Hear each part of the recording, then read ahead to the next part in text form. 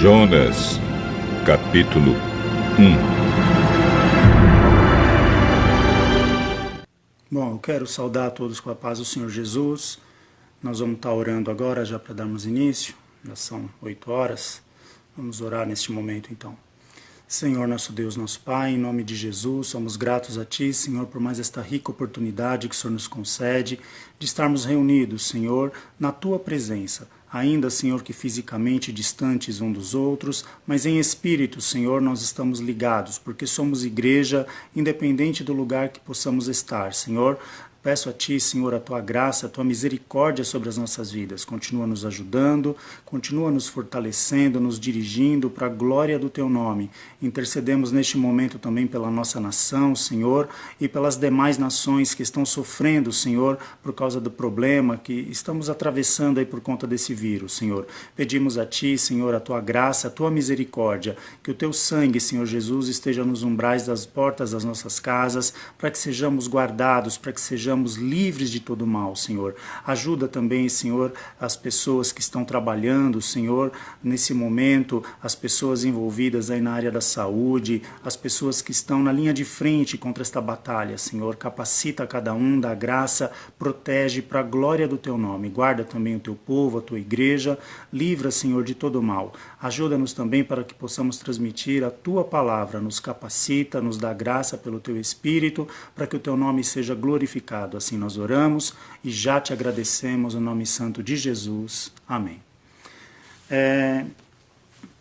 Hoje eu gostaria de convidar a todos para fazermos uma leitura no livro do profeta Jonas. Livro do profeta Jonas, Antigo Testamento. Se ajudar, está depois de Gênesis e antes de Apocalipse. Vamos ver se muda um pouquinho agora, então. Depois de Obadias e antes de Miqueias. Ajudou ou complicou ainda mais? Mas eu espero um pouquinho vocês encontrarem. Eu sei que Jonas, às vezes, é um pouco difícil encontrar, não é verdade? Mas vão caminhando aí lá para o final do Antigo Testamento, que daqui a pouquinho vocês encontram.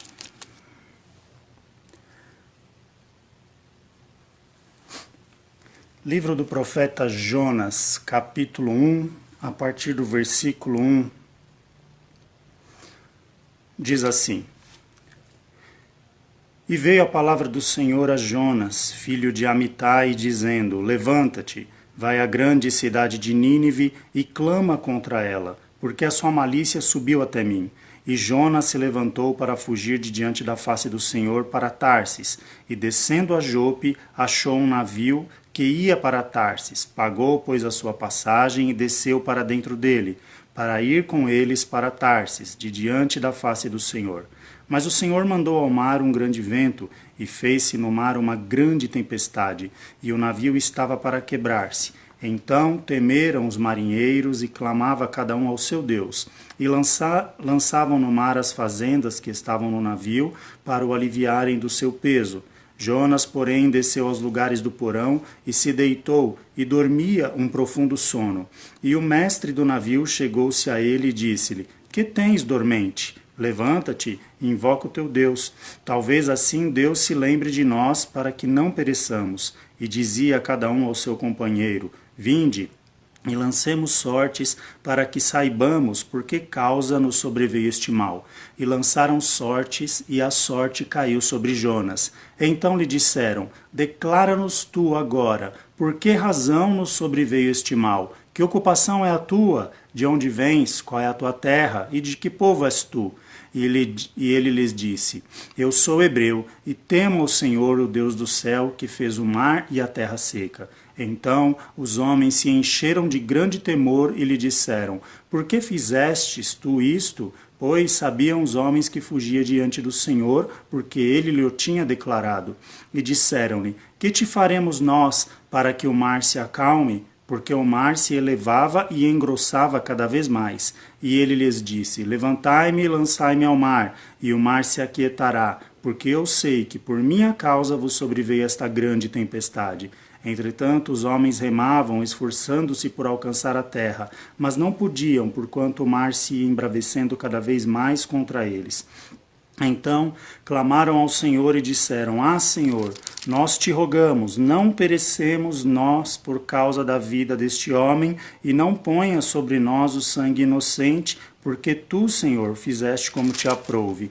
E levantaram Jonas e o lançaram ao mar, e cessou o mar da sua fúria. Amém?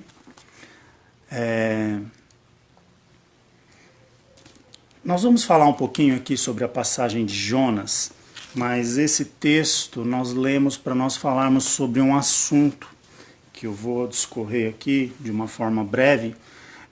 Eu gostaria de falar um pouco sobre escolhas, né? Existe uma situação difícil, acredito que para a vida de todas as pessoas, que é o momento de nós tomarmos escolhas, fazermos escolhas ou tomarmos decisões. Este é um ponto difícil e um ponto crucial das nossas vidas. Sempre é muito difícil tomar decisão, alguma decisão. E quando ainda é uma situação repentina, quando nós somos surpreendidos por alguma circunstância, eu acredito que esta situação ainda ela fica mais difícil. E nós sabemos que o homem, ele não é bom em tomar decisões. As decisões do homem, num contexto geral, sempre foram decisões que tiveram um final problemático, não é? Se a gente começar a analisar desde o começo, lá no Gênesis 3, quando Eva ali, incitada pela serpente, ela escolhe em comer o fruto ao qual Deus havia ordenado para que não fosse comido, Eva faz uma escolha errada, ela toma uma decisão errada, e isso trouxe uma grande consequência a toda a humanidade. No Gênesis capítulo 6, nós vemos também que ali alguns homens escolheram, né, em coabitar, em tomar para si mulheres que não eram tementes a Deus, homens da linhagem de Sete, uma linhagem piedosa, no Gênesis 6 fala sobre isso, escolheram tomar como esposas mulheres descendentes de Caim, mulheres que não temiam ao Senhor, e isso também foi um grande mal e trouxe uma consequência ruim para a humanidade, porque aquela linhagem piedosa que vinha através de Sete começou a se desviar da sua boa conduta, influenciada pelas más esposas, vamos dizer assim.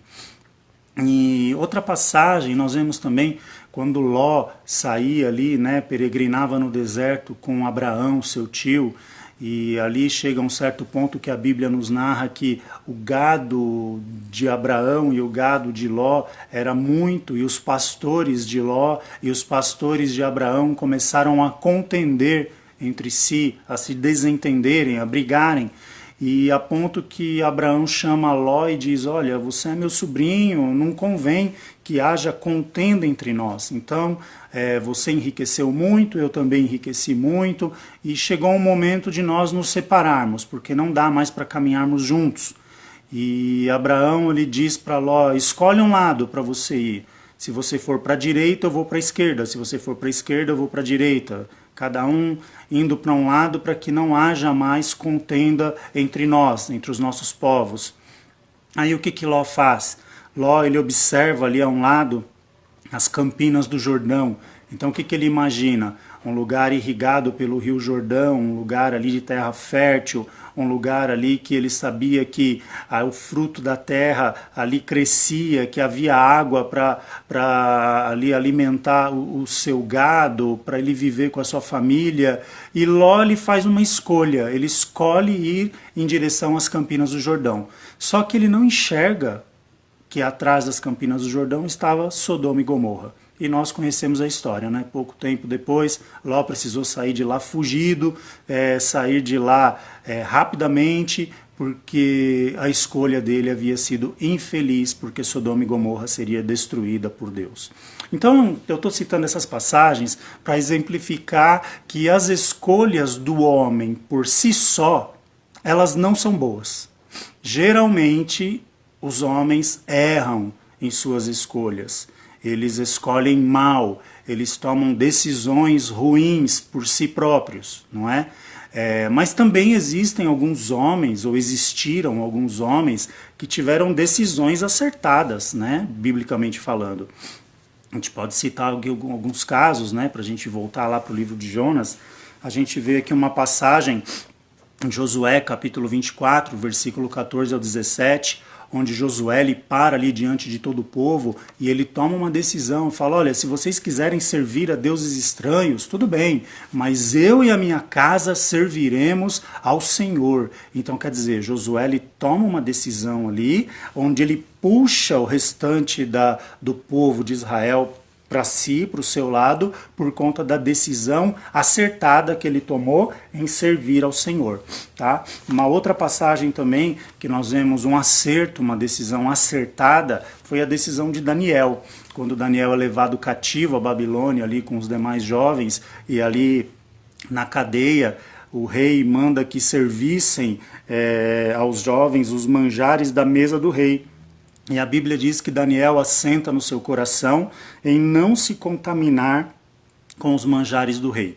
Então Daniel ali, ele conversa com o carcereiro e fala, olha, nós preferimos comer legumes do que comer as comidas, as iguarias, uma comida boa, né, que vinha da mesa do rei. Mas era uma comida pagã, uma comida consagrada a ídolos. E Daniel, apesar de ele ter perdido tudo, não é? Daniel, quando foi deportado para a Babilônia, ele perdeu sua família, ele perdeu seu povo, a sua terra natal, perdeu o seu idioma, perdeu até o próprio nome, perdeu a sua identidade, porque na Babilônia ele foi dado um novo nome, um novo idioma. Então tudo aquilo que um homem poderia ter perdido na vida, Daniel tinha perdido. Menos uma coisa, a sua fé no Senhor, a sua convicção ao Deus que ele servia. Então Daniel ele assenta no coração a não se contaminar com os manjares do rei. E Deus o honra por causa disso. Daniel ele se tornou um dos maiores homens da Babilônia, depois um dos maiores homens do Império Medo-Persa, até ali viver fartos de dia, e Deus sempre honrando a Daniel. Então, por que nós estamos falando tudo isso? Porque escolhas são difíceis, decisões são difíceis muitas vezes de serem tomadas. E o texto que nós lemos lá no livro de Jonas fala sobre a história de um homem, de um profeta chamado Jonas, que recebeu uma tarefa, uma missão da parte de Deus. Jonas ele tinha que ir até Nínive, que era a capital da Síria, não é? E ele tinha que pregar contra ela uma sentença de Deus. O trabalho de Jonas era ir até Nínive e pregar que em 40 dias Nínive seria destruída. E Jonas toma uma decisão diante de um mandado, de um chamado, de uma ordem de Deus. Ele resolve fugir da presença de Deus. Tanto que Jonas ele vai até Jope, né, até um porto, e ele pega um navio que iria para Tarsis. Tarsis ficava ali próximo à região da Espanha. A Síria era o extremo norte de Israel. Então, quer dizer, é como se Deus mandasse ele ir para a direita e ele foi para a esquerda. Ele foi para o lado totalmente oposto de onde Deus o havia mandado. E o fato é que quando Jonas ele foge da presença do Senhor, ele entra nesse navio, ele pega ali o seu dinheiro, eu não sei, talvez o dinheiro que ele tinha guardado, eu não sei se ele tinha mais ou menos, ou como foi. Ele pega aquele dinheiro e compra uma passagem e resolve ir para Tarsis. E um fato curioso, o capitão do navio, ele escolhe também, veja até onde vão as escolhas, ele escolhe permitir que Jonas embarque no navio sem saber exatamente quem era Jonas. O capitão do navio ele tem uma escolha imprudente. Por quê? Porque o navio era o seu ganha-pão. O navio talvez fosse fruto do trabalho de sua vida toda. Talvez, quem sabe, aquele capitão ainda estivesse pagando aquele navio talvez nem ainda estivesse todo pago, não sabemos, né? Eu estou aqui conjecturando. mas o fato é que ele escolhe, ele permite, ele toma uma decisão em deixar Jonas embarcar no navio. E agora, se a gente abrir um parênteses nessa questão, muitas vezes nós temos que considerar quem é que anda ao nosso lado. Porque às vezes das nossas escolhas em pessoas que colocamos até ao nosso lado, seja numa amizade, seja numa sociedade, seja amigos que colocamos para frequentar às vezes a nossa própria casa, se isso está na direção de Deus. Por quê? Porque como esse capitão foi imprudente. Por que eu digo que ele foi imprudente? Porque como Jonas estava fugindo da face de Deus, ele estava ali pegando aquele navio para se esconder, para se distanciar da ordem de Deus, no meio do percurso ali que eles estavam caminhando para Tarsis, né, navegando para Tarsis, veio uma tempestade tão grande que estava comprometendo o navio todo. A ponto que os marinheiros, os homens que estavam ali naquela embarcação, começaram a cada um a clamar ali ao seu Deus, e eles lançaram sortes, né? Jonas dormia no porão do navio, aí foram lá, acordaram Jonas, o que você está fazendo aí dormindo? O navio está quase afundando e você está aí dormindo. Acorda, clama a Deus também, ajuda a gente e tal. E quando eles lançam sortes para saber de onde provinha aquele mal, a sorte caiu sobre Jonas. E aí Jonas, ele declara o que é que ele estava fazendo. Aí o capitão do navio, ó, no versículo, aqui no versículo 8, deixa eu dar uma conferida aqui. Isso, versículo 8, ó. Aí ele se preocupa em fazer as perguntas que ele deveria ter feito para Jonas embarcar. Ele pergunta: declara-nos tu agora, por que razão nos sobreveio este mal? Que ocupação é a tua? De onde vens? Qual é a sua terra? De que povo és tu? Ou seja, ele estava dizendo, Jonas, quem é você? De onde você vem? Qual é o teu povo? Quem é o teu Deus? Por que você está aqui? Quer dizer, se o capitão fosse prudente, não era para ele ter feito essas perguntas quando Jonas ia ainda embarcar no navio?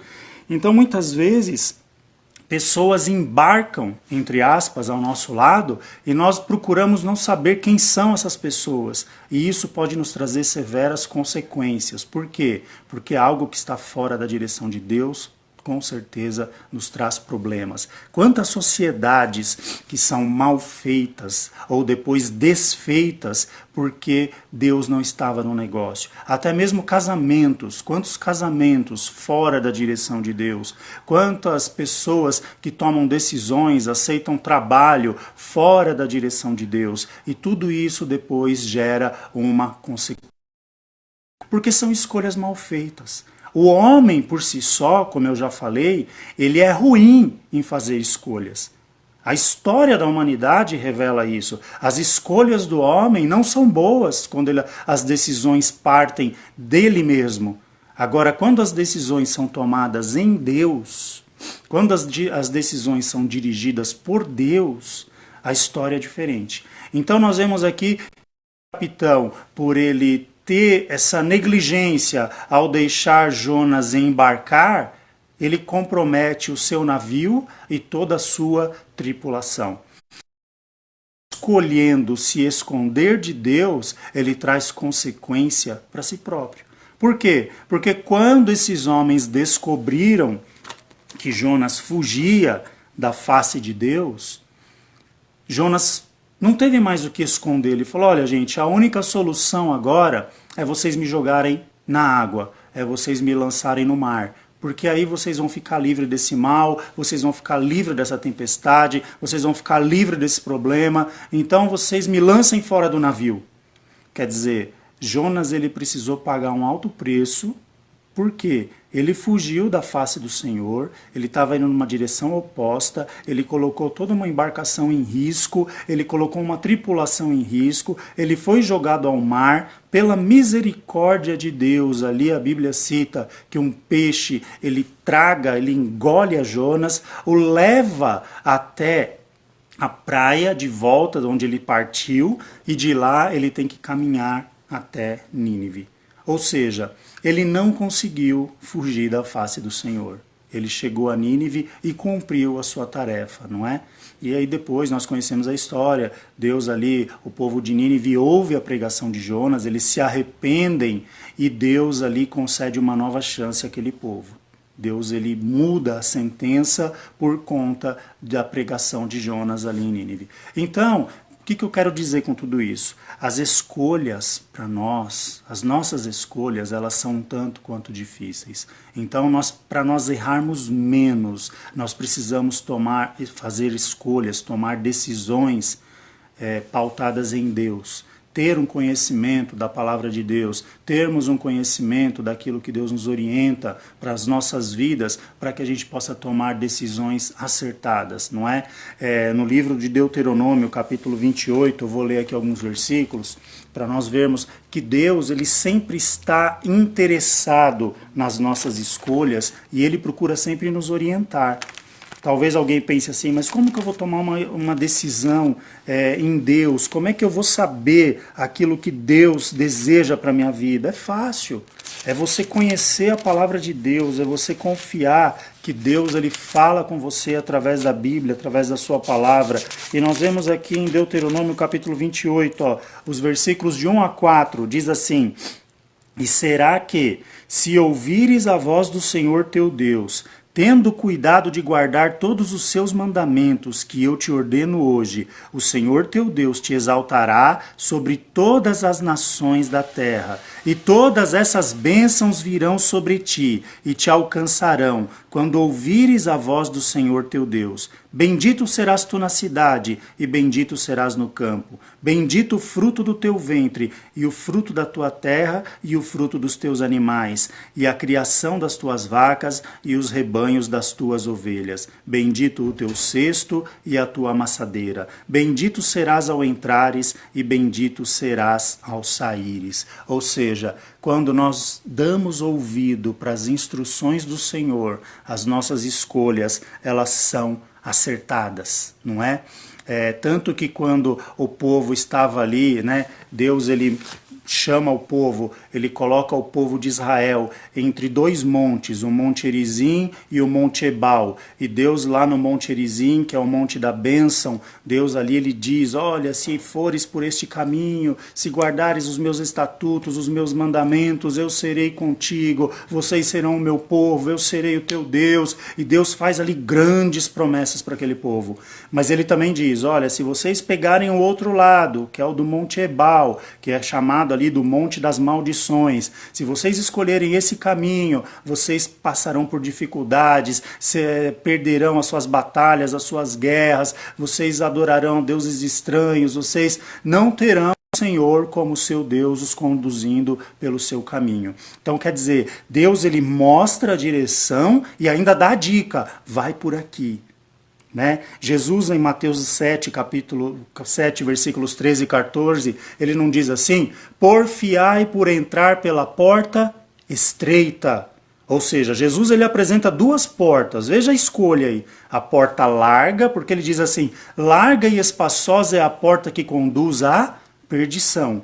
Então Jesus ele mostra duas portas, a porta estreita e a porta larga. Só que Jesus também dá a dica, ele fala porfiai por entrar pela porta estreita. O que é porfiar? É você lutar, é você empreender um esforço para conseguir continuar por aquele caminho. Então veja, com tudo isso, como as nossas decisões muitas vezes nos levam a situações equivocadas, a situações que nós criamos problemas para nós mesmos. Tudo porque escolhemos mal, tudo porque tomamos decisões erradas, pautadas na nossa vontade, pautada naquilo que nós achamos que é certo. Ele é o Senhor absoluto das nossas vidas. Jesus, ele tem um caminho para que a gente possa trilhar e errar menos. Por quê? Porque nós somos falhos, nós não somos perfeitos, nós não somos pessoas que podem dizer assim, não, porque tudo que eu faço eu acerto em Deus. Não, nós erramos. Mas se nós tomarmos atitudes em Deus, se as nossas escolhas forem pautadas em Deus, nós com certeza erraremos menos. nós podemos parar e pensar assim, mas e agora? Eu queria ter Deus influenciando diretamente nas minhas escolhas. Como que isso funciona? Como é que isso pode ser possível na minha vida? É muito simples. A Bíblia diz que o Senhor Jesus, não é? Ele é o nosso Senhor e Salvador. Tem um versículo que diz assim: entrega o teu caminho ao Senhor, confia nele e ele tudo fará. Então, o princípio das tuas escolhas acertadas é você ter Jesus como seu Senhor e como seu Salvador.